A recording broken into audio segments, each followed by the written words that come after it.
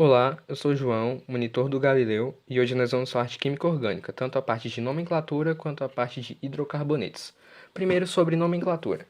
Uma substância orgânica de cadeia normal, ela vai ter o nome dividido em três partes, que vão ser prefixo, saturação e sufixo. Os prefixos eles vão ser extraídos do numeral grego ou latino e vão indicar quantos carbonos existem na cadeia. Por exemplo, se você tiver uma cadeia com 3 carbonos, você vai ter o prefixo prop. Se você tiver uma cadeia com 8 carbonos, você vai ter o prefixo oct e por aí vai. Alguns deles são próximos do nosso convívio e outros nem tanto. A única maneira de aprender eles, pelo menos os principais, é fazer atividades sobre o assunto e esse conhecimento vai ser adquirido naturalmente. A saturação é definida pelo tipo de ligação entre os carbonos. Por exemplo, se você tiver uma cadeia saturada, que só vai ter ligações simples, você vai ter a saturação AN. Se você tiver uma cadeia com ligação dupla, você vai ter a saturação EN.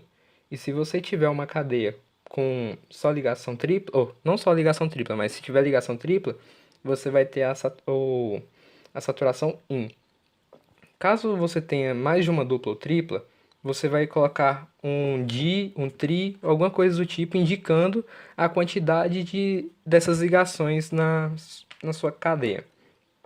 Por exemplo, se você tiver duas duplas, como mostra no exemplo da imagem, você vai ter di-N como saturação. Se você tiver duas triplas, você vai ter di-In. Se você tiver três triplas, tri-In. Se você tiver três duplas, tri-En e por aí vai. O sufixo ele é bem simples também e ele indica qual é a função orgânica, basicamente qual é a função orgânica. Por exemplo, os hidrocarbonetos eles vão ter o sufixo "o". Agora eles vão ter o sufixo "o", por exemplo, você tem um álcool, ele tem o sufixo "ol" e por aí vai. Um exemplo que a gente coloca de uma cadeia completa aqui, você tem o pentano. Se você dividir ele em três partes aqui, você vai ver que o pente vai caracterizar o número de carbonos, que vão ser 5. Você vai ter o AN, que é a saturação, que como você pode ver, só tem ligações simples, então é uma cadeia saturada. Por isso, AN. E o O, no final, vai ser o sufixo que vai indicar que estamos falando de um hidrocarboneto. Você pode ver que todas essas características batem com a cadeia embaixo, que abaixo você tem o pentano aí ilustrado. E sobre nomenclatura, o que você precisa saber nesse momento está aqui. Sobre os hidrocarbonetos, nós temos algumas principais características deles aqui. Bom, eles são compostos formados apenas por carbono e hidrogênio. Se você tiver algo a mais que isso, você não está mais falando de hidrocarboneto. Eles são apolares e isso implica em algumas coisas como, por exemplo, eles são insolúveis em água e qualquer outra coisa polar, eles vão solubilizar apenas em compostos apolares. Quanto à sua aplicação, eles vão ser fundamentais na indústria petroquímica, ajudando na fabricação de plástico, fibras têxteis, borrachas, combustíveis, tintas, etc. E segundo a IUPAC, o seu sufixo vai ser sempre "o". Os hidrocarbonetos vão ser divididos em subclasses e as 6 principais vão ser tratadas aqui. A primeira é a dos alcanos ou hidrocarbonetos parafínicos. Suas principais características são que eles vão ser acíclicos, ou seja, vão ter uma cadeia aberta com as extremidades livres. Eles vão ser saturados, ou seja, só possuem ligações simples. E você vai ter a fórmula geral CnH2n mais 2. Alguns exemplos de alcanos vão ser o CH4, C2H6, C3H8, C4H10, C5H12, que vão ser metano, etano, propano, butano e pentano, respectivamente. A sua nomenclatura vai ser bem simples. Você vai ter, primeiro, no prefixo, o número de carbono sendo indicado. Por exemplo, aqui no metano, você vai ter esse prefixo indicando que você só tem um carbono. A cadeia sempre vai ser saturada, então a saturação sempre vai ser AN. E por ser um hidrocarboneto, o sufixo sempre vai ser "o". Dessa forma. A segunda subclasse que nós vamos tratar vai ser a dos alcenos, que também podem ser chamados de alquenos, olefinos ou hidrocarbonetos etilênicos. As suas principais características vão ser que eles serão acíclicos, vão possuir ligações duplas e sua fórmula geral vai ser CnH2n, com N maior ou igual a 2, porque não tem como você ter uma ligação dupla entre carbonos se você tiver só um carbono. Alguns exemplos de alcenos vão ser o C2H4, o C3H6 e o C4H8. A sua nomenclatura ela vai ser parecida com a dos alcanos. A única coisa que você vai mudar vai ser a saturação, que em vez de se chamar AN, vai se chamar EN. Você pode ver isso no eteno, por exemplo, o C2H4, que se você partir ele, você vai ter o prefixo et indicando o número de carbonos, que vão ser 2. Você vai ter en indicando a ligação dupla. E você vai ter o sufixo o indicando que estamos falando de um hidrocarboneto.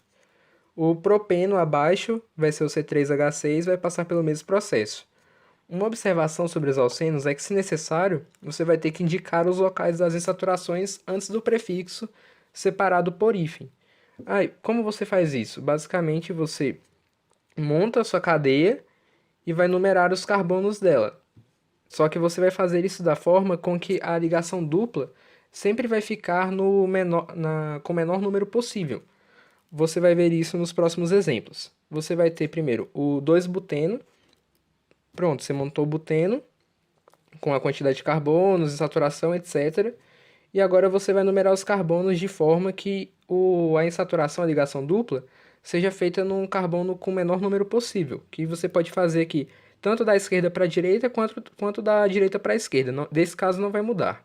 Você coloca aqui, como está no exemplo aqui da esquerda para a direita, 1, 2, 3, 4. Você pode ver que a insaturação ela começa no carbono 2. Então você vai colocar 2, hífen, buteno. Agora o seguinte, você vai ter 1,3 pentadieno. Você montou a sua estrutura com as suas duas ligações duplas, que são indicadas pela saturação aqui, e agora você vai fazer a numeração. Observe que se você fizer da esquerda para a direita, você vai ter a primeira ligação dupla começando no carbono 1 e a segunda ligação dupla começando no carbono 3. Mas se você fizer da direita para a esquerda, você vai ver que a primeira ligação dupla vai começar no carbono 2 e a segunda ligação dupla vai começar só no carbono 4. Então, a segunda opção vai ser descartada e nós faremos da esquerda para a direita, ficando 1,3 hífen pentadieno. No terceiro exemplo, que é do 135 hexatrieno, não vai mudar se você fizer de um lado ou de outro. Então, não vai mudar se você fizer da esquerda para a direita ou da direita para a esquerda.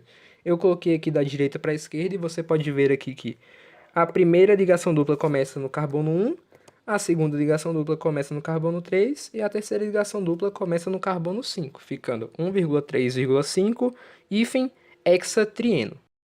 A terceira subclasse vai ser a dos alcinos, que também podem ser chamados de alquinos ou hidrocarbonetos acetilênicos. Eles serão acíclicos, possuem ligação tripla e sua fórmula geral vai ser CnH2n-2, com n maior ou igual a 2. Alguns exemplos, você vai ter aqui o C2H2, você vai ter C3H4, C4H6, C5H8. Sua nomenclatura vai ser parecida com a dos alcenos, porém, em vez de usar a saturação em, você vai utilizar a saturação in. Você pode ver isso nos exemplos aqui, primeiro do etino, C2H2. Você partindo ele, você vai ver que o et, o prefixo, vai indicar o número de carbonos, a saturação in vai indicar uma ligação tripla, e o sufixo o vai indicar a função aqui, que vai ser de hidrocarboneto. Você pode ver as mesmas coisas acontecendo aqui com o propino e com o umbutino. Você pode perceber outra coisa aqui, é que na questão de indicar o local da insaturação, vai funcionar da mesma forma que com os alcenos. Como você pode ver aqui no umbutino. Se você fizesse da direita para a esquerda, a insaturação ia ficar no 3. Mas por isso você vai colocar da esquerda para a direita, que vai ficar no carbono com a menor numeração possível, ficando 1-butino. A quarta subclasse vai ser a do cicloalcano, que também pode ser chamado de ciclano ou cicloparafino.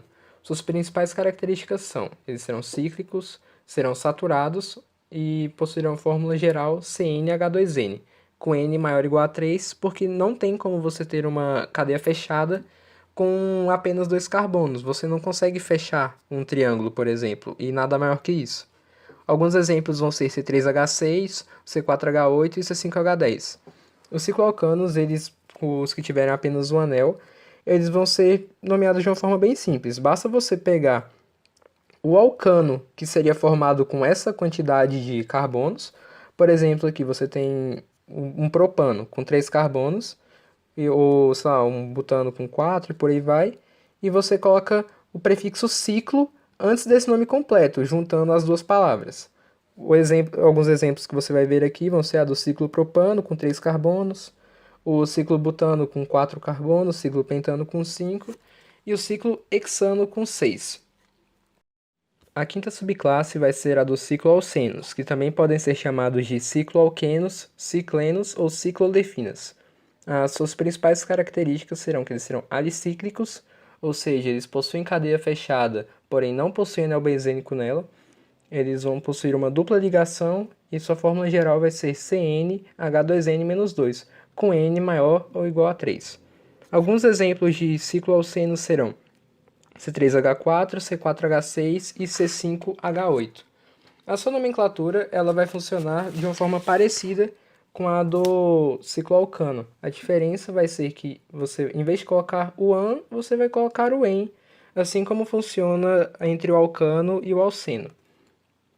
Você vai ter alguns exemplos aqui como o ciclopropeno, que você simplesmente junta o prefixo ciclo com o nome do alceno correspondente, ou o ciclobuteno, que você faz a mesma coisa. Você pega o prefixo ciclo e junta com o alceno correspondente. A sexta e última subclasse que nós vamos tratar hoje vai ser a dos hidrocarbonetos aromáticos. Eles vão ser aqueles que possuem um ou mais núcleos benzênicos.